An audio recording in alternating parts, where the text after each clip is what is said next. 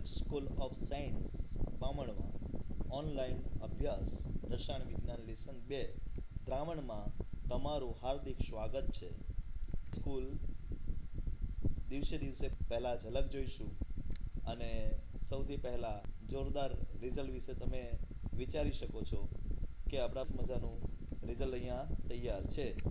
Okay, ત્યાર પછી આપણી સ્કૂલમાં ધાર્મિક કુમારને, મિત કુમારને, હિમાક્ષીને, ખુશીબેનને શું મળ્યા છે?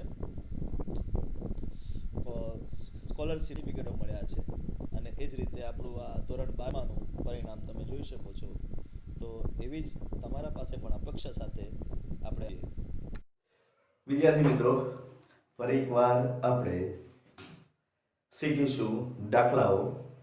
લેસન નંબર 4 નો મહત્તમ ભાગ પતી ગયો છે. હવે આપણો એક્સરસાઇઝ બાકી છે. તો એક્સરસાઇઝની અંદર રહેલા દાખલાઓ હવે આપણે અહીંયા ગણવા જઈ રહ્યા છે. તો તૈયાર થઈ જાઓ. એક્સરસાઇઝના દાખલાઓ આપણે બંને મીડિયમ સાથે ગણીશું. તો શરૂઆત કરીશું ઇંગ્લિશ મીડિયમ. એક્સરસાઇઝ 4.1 નો પહેલો દાખલો આવું કહે છે, from the rate expression for the following reaction determine the order of reaction and the dimensions of the rate constant. એટલે આપણે એ લોકોના શું શોધવાના છે? ડાયમેન્શન્સ એટલે કે એકમો, અને સાથે સાથે આપણે એનો પ્રક્રિયા ઓર્ડર ઓફ રિએક્શન શોધવાનો છે. ગુજરાતી મીડિયમમાં નીચેની પ્રક્રિયાઓના માટે વેગ અભિવ્યક્તિ પરથી એટલે કે વેગની રજૂઆત પરથી તેમના પ્રક્રિયાક્રમ અને વેગ અચળાંકના પરિણામ નક્કી કરો. ચલો, તો પહેલો દાખલો આપણા પાસે છે સ્વાધ્યાય એક્સરસાઇઝ 1 તેનો પહેલો દાખલો. એક્સરસાઇઝ 1 નો પહેલો દાખલો, જેમાં ફર્સ્ટ રેન્ક પર આપણને આપ્યું છે કે ભાઈ r is equals to r એટલે વેગ કે NO2 નો વર્ગ આવું આપ્યું છે. અહીંયા ઘાત કેટલો છે? પાવર કેટલો છે? 2. એટલે ઓર્ડર ઓફ રિએક્શન 2 થઈ ગયો. અને ઓર્ડર ઓફ રિએક્શન 2 હોય તો તેનો વેગ અચળાંક દ્વિતીય ક્રમની પરીક્ષા એ માટે તો આપણે યાદ જ રાખવાનું કે આ mall into litre inverse, okay, અને અહીંયા સેકન્ડ ઇન્વર્સ. આ સેકન્ડ ઇન્વર્સ તો હંમેશા સેકન્ડ ઇન્વર્સ જ હશે, પણ અહીંયા જે લખવાનું થશે એ લખવાનું થશે 1 - n. n તરીકે અહીંયા 2 છે એટલે અહીંયા આપણે 2 લખી દઈશું n તરીકે. તો n તરીકે 2 લખતા આ જે એકમ આવશે એ એકમ આપણો હશે. ઓકે, કોઈને ડાઉટ છે? તો આ આપણે યાદ રાખવાનું છે પ્રક્રિયાનો ક્રમ માટે. પ્રક્રિયાના ક્રમ માટેનો આ એકમ છે. ઓકે, તો ટેન્શન વગર આપણે આને જોઈ લેવાનું છે કે આ આપણા પાસે હશે એકમ. હવે 1 - 2 એટલે -1 થવાનું એટલે મોલ ઇન્વર્સ અને લીટર અને સેકન્ડ ઇન્વર્સ. આ જે એકમ આવે એ આ જે યુનિટ આવે એ તમારે યાદ રાખવાનો છે. ઓકે, 1 - 2 એટલે આ એકમાંથી 2 જાય તો -1 રહેશે એટલે mall inverse minus plus mall inverse into litre. તો આ જ ફોર્મ્યુલા યાદ રાખવાની.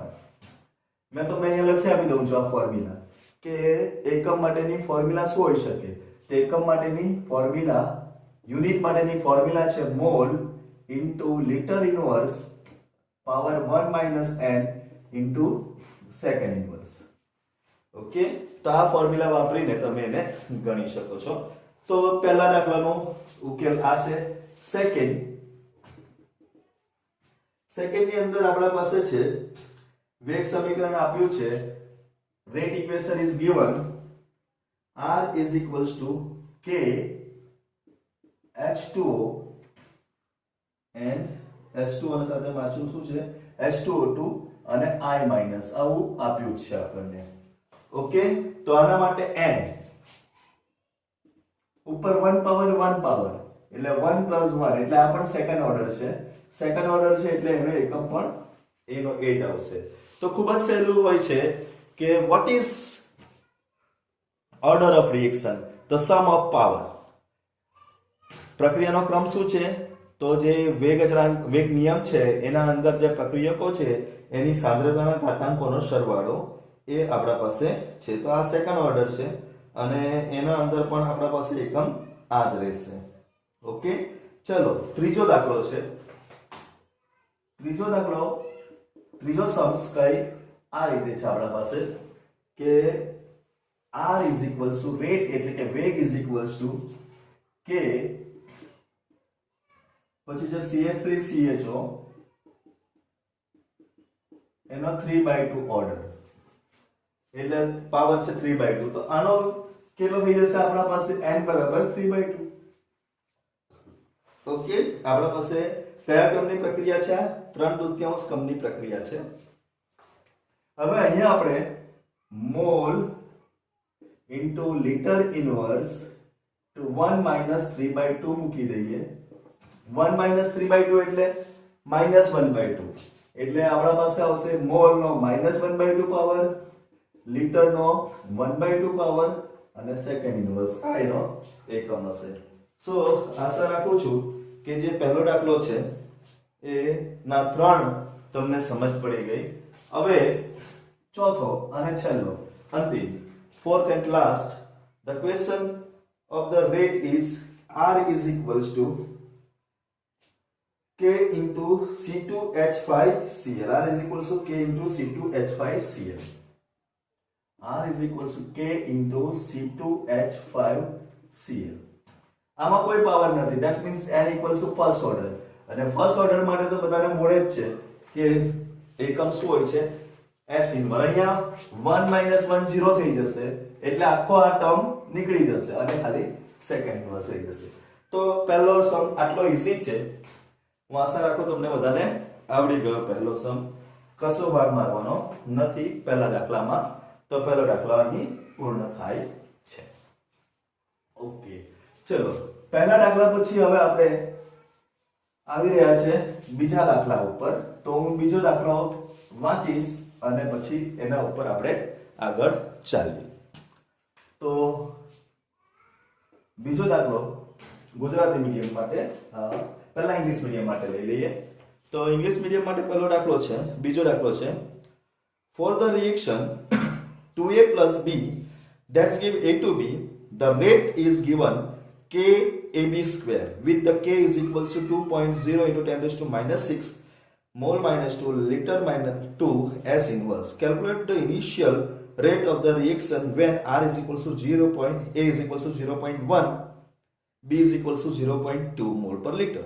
Calculate the rate constant after A is reduced to 0.6 mole per liter inverse. ગુજરાતીમાં શું લખ્યું છે? તો ગુજરાતીમાં વાંચી લઈએ કે પ્રક્રિયા 2a + b that give a to b વેગ k a b સ્ક્વેર છે. તો અહીંયા આપણને ઇન્ફોર્મેશન આપી છે કે r રેટ કેટલો આપ્યો છે? તો rate is going in this way k * a * b square ના ફોર્મેટમાં રેટ જાય છે. તો આ પહેલો સ્ટેપ છે કે r = k a b square. Okay, જ્યાં k ની વેલ્યુ આપી દીધી છે k is equals to 2 into 10 raised to -6 unit, જે યુનિટ આપેલો હોય તે. ચલો એટલે થર્ડ ઓર્ડર છે એટલે થર્ડ ઓર્ડરના હિસાબે 1 2 3 ત્રીજા ક્રમની પ્રક્રિયા છે, 3 ઓર્ડરની છે એટલે હિસાબે એનો યુનિટ મૂકેલો હશે. ઓકે, તો પ્રક્રિયાનો પ્રારંભિક વેગ શોધો. સો we have to find out initial rate when a is equals to 0.1 and b is equals to 0.2. Okay, તો ચલો આની અંદર આપણે a is equals to 0.1 અને b is equals to 0.2. the information is given. આટલી ઇન્ફોર્મેશન આપણને આપવામાં આવેલી છે તો આ ઇન્ફોર્મેશન આમાં જ મૂકી દઈએ કે 2 into 10 raised to -6, a ની વેલ્યુ 0.1 અને b ની વેલ્યુ 0.2 નો સ્ક્વેર. ચલો 2 into 10 raised to -6, 0.1 એમ જ રહેશે, આ સ્ક્વેર થશે અને 0.04 થઈ જશે એટલે મલ્ટીપ્લાય માં હવે 4 1 4 2 8, 4 2 8. ઓકે, આમાં 0.1 એટલે -1 ને આમાં -2 એટલે ટોટલ -9. મોલ પર લીટર પર સેકન્ડ ઇન્વર્સ. આપણા પાસે આ એકમ થઈ ગયો. તો આ છે આપણા પાસે પ્રારંભિક વેગ, જે શરૂઆતમાં 0.1 અને 0.2 સાંદ્રતા હોય ત્યારે આપણા પાસે આ વેગ સમીકરણ હશે. તો હું આશા રાખું કે તમને બધાને ખબર પડી ગઈ કે આ આપણા પાસે કેવી રીતે મળ્યું. હવે સેકન્ડ દાખલો છે કે જ્યારે a ની વેલ્યુ 0.06 મોલ પર લીટર થઈ જાય ઘટીને, ત્યારે આપણે વેગ નંબર 2 શોધવાનો છે. ઓકે, તો એના માટે આપણે હવે શું કરવું પડશે? a ની વેલ્યુ 0.6 થઈ જાય છે. ઓકે, તો સમીકરણને લખીને આપણે એની વેલ્યુ શોધવી પડશે કે a ની વેલ્યુ આટલા સમય પછી કેટલી થઈ જાય, અને ત્યાર પછી આપણે એના વેગનું નિષ્કર્ષણ કરી શકીએ છીએ. તો b ની ગણતરી કરવા માટે આપણા પાસે સમીકરણ છે 2a plus b that give a to b. Okay, શરૂઆતની સાંદ્રતા આપણને આપી છે, ઇનિશિયલ કન્ડિશન, કે આની કેટલી છે 0.1, આ છે 0.2 અને ત્યારે 0 છે. ઓકે, હવે સેકન્ડ કન્ડિશન. તો સેકન્ડ કન્ડિશનમાં સપોઝ કે આ x બની ગયું છે, તો આમાંથી એ x જેટલું ખલાસ થઈ ગયું હશે ને આમાંથી 0.1 minus 2x જેટલું ખલાસ થઈ ગયું હશે. તો સેકન્ડ કન્ડિશનમાં a આપણને કેટલા આપ્યા છે? તો સેકન્ડ કન્ડિશનમાં a આપ્યા છે 0.06. a કેટલા બચ્યા છે? 0.06. so therefore 0.1 minus 2x is equals to 0.06. that is 2x is equals to 0.1 minus 0.06. આ 2x પેલી બાજુ અને આ બાજુ લાવતા, તો 0.1 માંથી જાય તો 0.04 રહેશે. ઓકે, અને ડિવાઇડ બાય 2 કરતા આપણને x is equals to 0.02 મળી જશે. તો x ની વેલ્યુ 0.02 થશે. ઓકે, તો હવે અહીંયા આપણે x ની વેલ્યુ 0.2 લખી દઈએ, તો આ 0.2 માંથી 0.02 છે, તો આ કેટલા રહી જશે? 0.80. એટલે જ્યારે a નું મૂલ્ય 0.06 હશે ત્યારે b નું મૂલ્ય 0.18 હશે. બધાને સમજ પડી? ફરી એકવાર સમજાવું છું. આપણા પાસે આ સમીકરણ છે, એમાં ઇનિશિયલ કન્ડિશનમાં 0.1 આપ્યું છે અને b 0.2 આપ્યું છે, ત્યારે આ નથી. થોડા સમય પછી આ 0.06 થાય છે. આ 0.06 થાય છે ત્યારે ધારો કે આ બન્યું છે x, તો b 0.2 માંથી x જેટલું ઓછું થઈ ગયું હશે અને a 0.1 માંથી 2x, કારણ કે એના બે મોલ વપરાય છે એટલે 2x જેટલું ઓછું થઈ ગયું હશે. પણ તે તો કેટલા છે? 0.06. એટલે આપણે આ ગણતરી કરીને x શોધ્યું. x ની કિંમત અહીંયા મૂકી દઈએ તો આપણને b ની કિંમત 0.18 મળી ગઈ. હવે વેગ સમીકરણ આપેલું જ છે, r બરાબર k નું મૂલ્ય 2 * 10⁻⁻⁶ ગુણ્યા a નું મૂલ્ય 0.6 અને b ની વેલ્યુઝ છે આપણા પાસે આવી 0.18 નો સ્ક્વેર. આનું કેલ્ક્યુલેશન કરો અને કેટલો આન્સર આવે છે એ જોઈ લો. So calculate this and find out the answer. What answer will come, that we have to check out. So according to that, the answer will be 3.88 into 10⁻⁹. 3.88 into 10⁻⁹ mole per liter second inverse. તો આ છે આપણા પાસે simple ભાષામાં calculate થયેલો બીજો દાખલો. તો હું આશા રાખું છું કે તમને આ બંને દાખલામાં સમજ પડી ગઈ કે આપણે એ કેલ્ક્યુલેશન કેવી રીતે કરીએ છીએ તે. એટલે હવે ત્રીજા દાખલા ઉપર જઈશું. હવે આ બે દાખલા પૂર્ણ કરીને તો ત્રીજો દાખલો પણ મજાનો દાખલો છે, મજા આવશે ત્રીજા દાખલામાં પણ. જોઈએ ત્રીજો દાખલો શું કહે છે. તો એઝ યુઝ્યુઅલ ઇંગ્લિશ મીડિયમ ની અંદર પહેલા ત્રીજો દાખલો વાંચું છું. The decomposition of ammonia on the platinum surface is zero order reaction. What are the rate of production of N2 and H2 if K is equals to 2.5 into 10⁻⁻⁴. તો આ આપ્યો છે આપણને ગુજરાતી મીડિયમમાં. હવે ત્રીજો દાખલો ઇંગ્લિશ મીડિયમમાં હું વાંચું છું કે NH3 નું પ્લેટિનમની સપાટી પર વિઘટન એ શૂન્ય ક્રમની પ્રક્રિયા છે. જો K બરાબર 2.5 ગુણ્યા 10⁻⁴ મોલ પર લિટર પર સેકન્ડ હોય તો N2 અને H2 ના નિપજનો ઉત્પાદન થવાનો વેગ શોધો. તો આપણને પાસે આટલી પ્રક્રિયા છે અને તેના પરથી હવે આપણે સમ કરવાનો છે. Okay, ammonia. તો એમોનિયાનું સૂત્ર છે, એમોનિયા માટે સમીકરણ છે N2 + 3H2 reversible two 2NH3. એનો મતલબ અગર આપણે એનો રેટ વેગ આપણે જોઈશું તો વેગ નાઇટ્રોજન માટે dN2/dt is equals to hydrogen માટે આ માઈનસ હશે -1/3 dH2/dt અને એમોનિયાના પ્રોડક્શન માટે 1/2 dt અને અહીંયા NH3 આવશે. તો આ આપણા પાસે ઇનિશિયલ કન્ડિશન છે. હવે ઇન્ફોર્મેશનમાં આપણને k ની વેલ્યુ આપી છે. ઓકે, અને k ની વેલ્યુ પરથી આપણે રેટ શોધવાનો છે, બીજું કશું કરવાનું નથી. ચલો, પહેલા -dN2 dt is equals to k into N2 નો કેટલો પાવર આવી જશે? 0. કેમ 0 પાવર આવશે? તો શૂન્ય ક્રમની પ્રક્રિયા છે, 0 ઓર્ડર રિએક્શન છે એટલે આના પાવરમાં 0 આવશે. k ની વેલ્યુ કેટલી આપી છે? તો k ની value we are given 2.5 into 10 raised to -4. 2.5 into 10 raised to -4. અહીંયા 0 પાવર છે એટલે તો 1 જ થઈ જાય. કોઈનો પણ 0 પાવર 1 થઈ જશે એટલે 2.5 into 10 raised to -4. ચલો, dN2 મળી ગયું. હવે આપણે H2 શોધવાનું છે. તો H2 ની માટે આપણે શું લખીશું? -1/3 dH2 upon dt is equals to k H2 no n એટલે કે 0 પાવર. તો અહીંયા k બરાબર આપણે કેટલા મૂકીશું?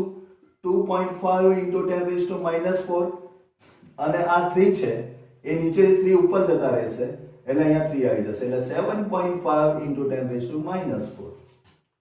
ઓકે, ચાલો આ બે પતી ગયા. હવે કોનો વારો છે? આનો. તો એ પણ શોધી નાખીએ આપણે. તો અહીંયા શું લખીશું? 1/2 dNH3 divided by dt is equals to NH3 નો k, NH3 નો 0 પાવર. k કેટલા લખી દઈએ? 2.5 into 10 raised to -3 અને આ બે નીચેથી ઉપર જતા રહેશે એટલે 5 into 10 raised to -5. તો નાઇટ્રોજનનો ઘટવાનો રેટ એટલે કે દર 2.5 into 10 raised to -4 હશે. હાઇડ્રોજનનો ઘટવાનો દર 7.5 into 10 raised to -4 હશે અને એમોનિયાનો વધવાનો દર 5 into 10 raised to -4 હશે. તો આ સમ તો ખૂબ જ ઈઝી હોય છે.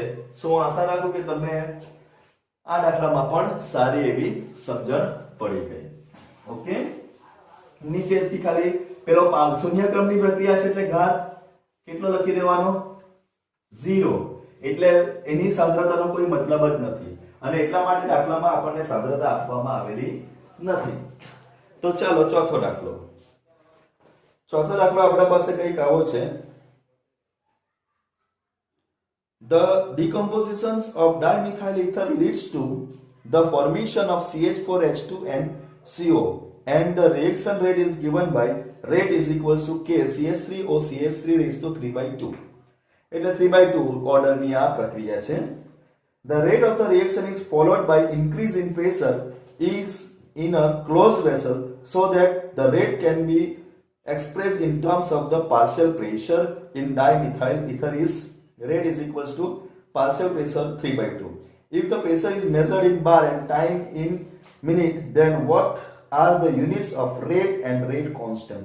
Rate અને rate constant ના આપણે યુનિટ શોધવાના છે. આટલી ઇન્ફોર્મેશન આપેલી છે આપણને અને એના ઉપરથી આપણે હું પંખો ચાલુ કરી લઉં છું.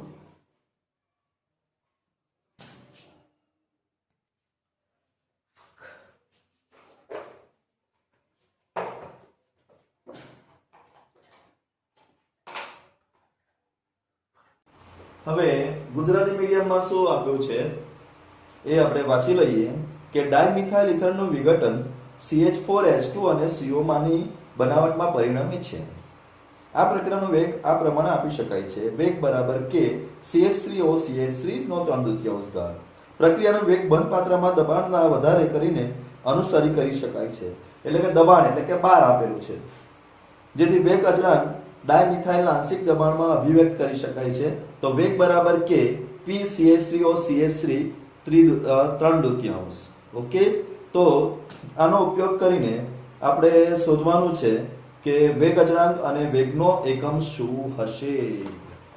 ઓકે, ચલો તો આ આપણા પાસે છે દાખલો નંબર 4. ચોથા દાખલામાં આપણા પાસે r એટલે કે વેગ, એનો એકમ તો ખૂબ જ સહેલો છે, બાર પર મિનિટ. કારણ કે આપણને એકમ જે સાંદ્રતા આપી છે એ સાંદ્રતા શામાં આપી છે? 12 માં આપી છે. એટલે આપણે અહીંયા 12 લખી દઈએ અને 12 પર મિનિટ. એ તો ખૂબ જ ઈઝી થઈ જશે. ઓકે, હવે આપણે વેગ અચળાંકનો એકમ લખીશું. તો વેગ અચળાંક k નો એકમ આપણે બધા જાણીએ છીએ કે અહીંયા સાંદ્રતા જે હોય તેનો 1 - an ઘાત અને સેકન્ડ ઇન્વર્સ. ચલો, સાંદ્રતાનો એકમ શું આવ્યો? 12 પ્રતિ મિનિટ. આ પ્રતિ કાઢીને અહીંયા -1 લખી દઉં છું એટલે સરખું જ થાય. અને 1 - 3/4 એ 3/2 is the order of reaction. Okay, 1 - 3/2 એટલે 1 - 3/2 એટલે કેટલા થઈ જશે? -1/2. એટલે 12 into મિનિટ ઇન્વર્સ તો -1/2 s ઇન્વર્સ. હવે આને આપી દઈએ એટલે 12 નો -1/2 મિનિટ નો -1/2 and s ઇન્વર્સ. તો આ વેગ અચળાંકનો અને વેગનો, that means રેટ અને રેટ કોન્સ્ટન્ટનો આ એકમો હશે. તો હું આશા રાખું કે તમને આ k નો એકમ પણ સમજ પડી ગઈ કે કેવી રીતે આવશે. તો 12 નો -1/2 પાવર અને મિનિટ. હવે એમાં મિનિટ લઈ લીધું છે એટલે સેકન્ડ લખવાની જરૂર નથી. મેં વધારે પડતી જરાક હોશિયારી મારી દીધી. ઓકે, તો એમાં સેકન્ડ લખવાની જરૂર નથી કારણ કે આપણને ખબર છે કે સેકન્ડની જગ્યા પર આપણે મિનિટ લઈ લીધું છે ઓલરેડી. એટલે 12 -1/2 તો સેકન્ડ તો મિનિટ 12 લખવાનું થશે, આ 12 જ લખવાનું થશે મિનિટ એટલે મિનિટ ઇન્વર્સ. અહીંયા આપણે મિનિટ ઇન્વર્સ 12 જ લખવાનું થશે. તો આ છે આપણા પાસે એકમ. ઓકે, 12 -1/2 અને મિનિટ ઇન્વર્સ એ નો એકમ હશે. હવે પાંચમો દાખલો એ ડિયર સ્ટુડન્ટ્સ એક થિયરી છે એટલે આપણે એને થિયરી તરીકે નથી જોવાનું, બરાબર? આપણે ડાયરેક્ટ પાંચમો દાખલો થિયરી નથી જોવાની એટલે ડાયરેક્ટ હવે છઠ્ઠો દાખલો જોઈશું. તો છઠ્ઠો દાખલો એઝ યુઝ્યુઅલ આપણે ફરી એકવાર ઇંગ્લિશ મીડિયમમાં વાંચી લઈએ અને ત્યાર પછી ગુજરાતી મીડિયમમાં આને દાખલો ગણીશું. તો છઠ્ઠો દાખલો છે. હવે છઠ્ઠો દાખલો કઈ આવો છે કે a reaction is second order reaction with respect to the reactant. How is the rate of reaction affected if the concentration of the reactant is double and reduced to half? બે એવા ઓપ્શન આપેલા છે.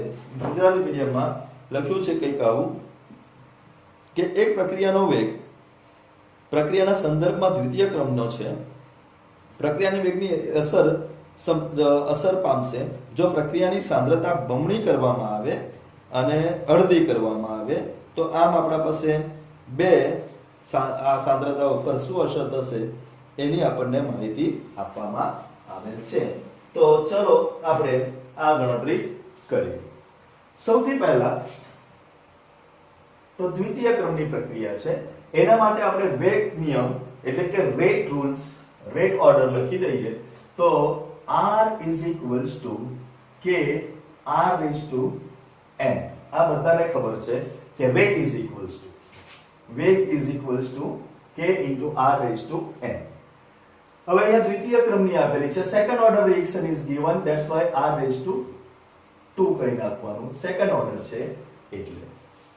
Okay, તો આ આપણા પાસે rn ની માહિતી પડી ગઈ. હવે અહીંયા ચલો પહેલા કિસ્સામાં જે r છે એ 2r કરી દેવામાં આવે છે. તો અહીંયા આપણે r2 2 ટાઈમ્સ ના માટે લઈશું, તો અહીંયા 2r નો સ્ક્વેર એટલે k into 4r નો સ્ક્વેર. આ 4 ને બહાર કાઢી નાખીએ તો એ 4 અને k into r2 k into r raised to 2 એટલે કોણ થઈ જાય છે, rn થઈ જાય છે. એટલે પહેલા કરતા એ કેટલી ગણી વધી ગઈ છે, 4 ટાઈમ્સ ઇન્ક્રીઝ થઈ જાય છે, 4 ગણી વધી ગઈ છે. સિમ્પલ સમજાવું છું કે આપણા પાસે આ જે સમીકરણ છે એ સમીકરણ ઇનિશિયલ કન્ડિશન નું છે. ઓકે, હવે સાંદ્રતા કેટલી કરવામાં આવે છે, ડબલ કરવામાં આવે છે. The concentration is double, r ની જગ્યા પર 2r. ઓકે, બીજા કિસ્સામાં શું કરવામાં આવે છે, કોન્સન્ટ્રેશન ઇઝ હાફ. એટલે હવે r3 લખીએ તો r3 is equals to k r/2 નો ક્યુબ, સોરી સ્ક્વેર, આ તો છે જ, આના ઉપરથી લખ્યું. ચલો k r/4, આ 4 બાર કરી નાખીએ અને 2. Okay, but kr2 is equals to rn એટલે rn/4. તો કેટલાથી ઘટી જશે, આમાં 4 ગણી વધી જશે અને આમાં 4 ગણી ઘટી જશે. Here 4 time increase and 4 time decrease. So this is our sixth sum. If the concentration is double, then it will increase by 4, and if concentration is half, then it will decrease by 4. Okay, જો એ કેટલા ઓર્ડરની હોય, second ઓર્ડરની હોય તો. જો પ્રક્રિયા બીજા ઓર્ડરની હોય તો સાંદ્રતા ડબલ કરતા 4 ગણી વધી જશે અને સાંદ્રતા અડધી કરતા 4 ગણી ઘટી જશે. તો આ છે આપણા પાસે.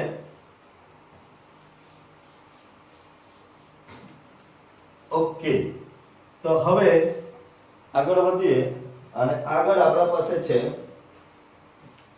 7th નંબરનો સમ, પણ એ પણ ઇફેક્ટ ઓફ ટેમ્પરેચર જ છે એટલે એ 7 નંબરનો સમ નહીં ગણીશું. હવે આપણે 8 નંબરનો સમ કરીશું એન્ડ 8 નંબરનો સમ પણ બહુ લાંબો છે. ઓકે, એટલે 4.9 લઈ લઈએ પહેલા, પછી 8 10 11 12 આ બધા એક સરખા સમ છે એટલે આપણે એ બીજા વિડિયોમાં આ એક સરખા સમ કરીશું. તો 4.9, a reaction is first order in a A and second order in a B. Write a differential rate equation. How the rate affected on the increase of the concentration of B 3 times. How is the rate affected when the concentration of both A and B are doubled. ચલો, એટલે 4.9th નંબરનો સમ છે આપણા પાસે. તો 4.9 નંબરનો સમ કંઈક આવો છે કે એક પ્રક્રિયા A ના સંદર્ભમાં પ્રથમ ક્રમની છે અને B ના સંદર્ભમાં દ્વિતીય ક્રમની છે. તો ચલો A ના સંદર્ભમાં પ્રથમ ક્રમની, first order in the rate in terms of the A. તો આપણે લખીએ કે rate of reaction 4.9 is equals to in A, કે તો આવવાનો છે આગળ, એના સંદર્ભમાં પ્રથમ ક્રમની, with reference to A it is first order and with reference to B it is second order. B ના સંદર્ભમાં એ દ્વિતીય ક્રમની, એવું આપણને ક્લિયરલી લખેલું છે કે B ના સંદર્ભમાં દ્વિતીય ક્રમની છે. એટલે B raised to square. તો આ ફર્સ્ટ આન્સર આપણો થઈ ગયો કે શું લખો છો, વેગ નિયમ લખો. ઓકે, રેટ રિએક્શન લખો તો આ વેગ નિયમ લખાઈ ગયો કે A ના સંદર્ભમાં પ્રથમ ક્રમની અને B ના સંદર્ભમાં દ્વિતીય ક્રમની, with reference to A first order, with reference to B second order. ચલો, now second question is given. બીજો ક્વેશ્ચન આપણને પૂછ્યો છે કે B ના સાંદ્રતા 3 ગણી કરવામાં આવે તો વેગ કેવી રીતે અસર થશે. સો સેકન્ડમાં the concentration of B is taken 3B. Okay, તો આપણે અહીંયા લખીએ નાવ કે R3 કોન્સન્ટ્રેશન 3 કરવામાં આવે ત્યારે તો કે એને તો કોઈ ફરક નથી, 3b નો square. That means 9 into k a1 and b square. k a1 b square એટલે તો r છે. એટલે જે આપણી ઇનિશિયલ કન્ડિશન છે એનાથી રેટ 9 ટાઈમ્સ મોર થઈ ગયો છે. કેટલા ટાઈમ્સ મોર થઈ ગયો છે? 9 ટાઈમ્સ. કારણ કે આટલી વસ્તુ તો આપણા પાસે r છે એટલે સ્ટાર્ટિંગના છે એનાથી 9 ટાઈમ્સ મોર થઈ ગયો છે. ચલો થર્ડ ક્વેશ્ચન. થર્ડ ક્વેશ્ચનમાં ઇટ ઇઝ given that કે a અને b બંનેની સાંદ્રતા બમણી કરવામાં આવે તો વેગ કેવી રીતે અસર થશે?